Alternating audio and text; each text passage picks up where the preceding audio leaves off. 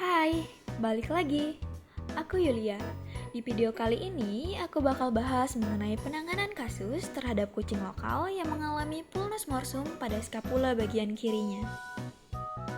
Dalam kehidupannya, kucing dapat mengalami trauma akibat benda tumpul maupun tajam sehingga menyebabkan luka. Berdasarkan mekanisme terjadinya, luka atau pulnus dibedakan menjadi luka memar, luka lecet, luka robek, luka tusuk, luka tembak, luka sayat, dan luka gigitan. Pulnus morsum adalah luka traumatik yang diakibatkan oleh gigitan hewan dan merupakan penyebab umum trauma pada kucing, sehingga menyebabkan 10-20% cedera traumatis di dunia pada spesies ini. Seekor kucing lokal bernama Molly diperiksa karena adanya luka terbuka akibat gigitan pada skapula kiri yang telah berlangsung lebih dari 2 minggu. Luka terlihat berair dan salah satu luka menunjukkan jaringan sekitarnya sudah mengalami kerusakan. Sedangkan luka lainnya terlihat dalam. Mukosa mulut tampak pucat dengan kapilari refill time lebih dari 2 detik, serta nafsu makan dan minum yang berkurang. Pemeriksaan hematologi menunjukkan polisetimia dan trombositopenia, sedangkan parameter lainnya menunjukkan hasil yang normal. Prosedur preoperasi dimulai dengan persiapan alat dan bahan, tempat operasi, pasien, dan operator. Alat dan bahan operasi disterilkan menggunakan autoclave, serta tempat operasi didesinfeksi untuk mencegah adanya kontaminasi.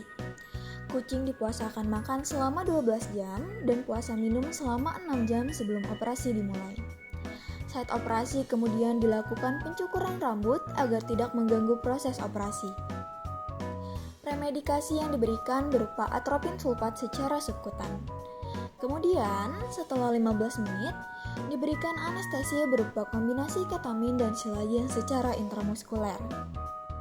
Setelah kucing teranestesi, kucing diposisikan rebah lateral di atas meja operasi. Nah, karena luka dapat sembuh dengan baik apabila ditangani dalam keadaan bersih, maka penanganan operasi dimulai dengan cara membersihkan area luka atau cleansing menggunakan NaCl 0,9%.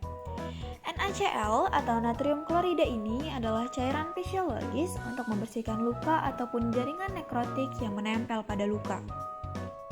Setelah proses cleansing selesai, kemudian dilakukan pengangkatan jaringan mati dan rusak atau debridement, serta pemisahan kulit dengan subkutan untuk mempermudah penjahitan dan proses kesembuhan.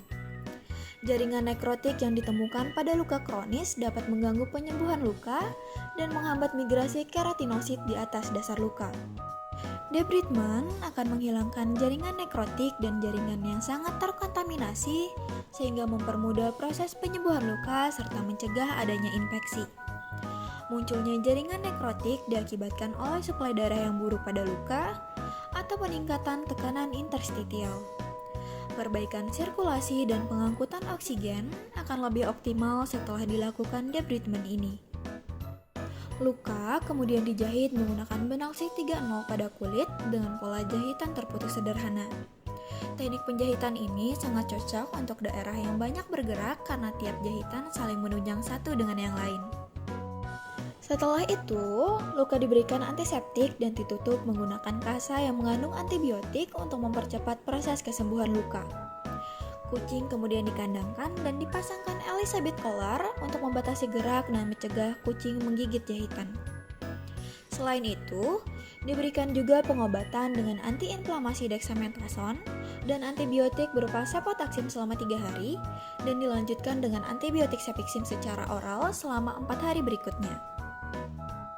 Pada hari ke-1 pasca operasi, luka terlihat masih basah dan kemerahan, nafsu makan dan minum masih sedikit, serta terlihat adanya penurunan aktivitas. Pada hari kedua dan ketiga, luka mulai mengering dan terbentuk keropeng, serta warna kemerahannya telah berkurang. Akan tetapi, terdapat beberapa jahitan yang terbuka. Hal ini kemungkinan disebabkan oleh pergerakan kucing yang sangat aktif. Pada hari ke-4 hingga ke-7, luka mengering dan menyatu. Kemudian pada hari ke-10, jahitan luka diputuskan untuk dibuka karena luka sudah dapat dipastikan menyatu. Pada saat ini, kucing menunjukkan kesembuhan secara klinis yang ditandai dengan menyatunya luka, meningkatnya nafsu makan dan minum, serta adanya peningkatan bobot badan. Pada dasarnya, kesembuhan pulnus morsum akan lebih baik jika ditangani dengan segera sebelum jaringan menjadi nekrotik dan terdapat infeksi. Namun, perawatan pasca operasi juga sangat penting untuk diperhatikan agar luka dapat sembuh dengan cepat. Sampai situ dulu. Sekian dan terima kasih banyak. See you in the next video ya.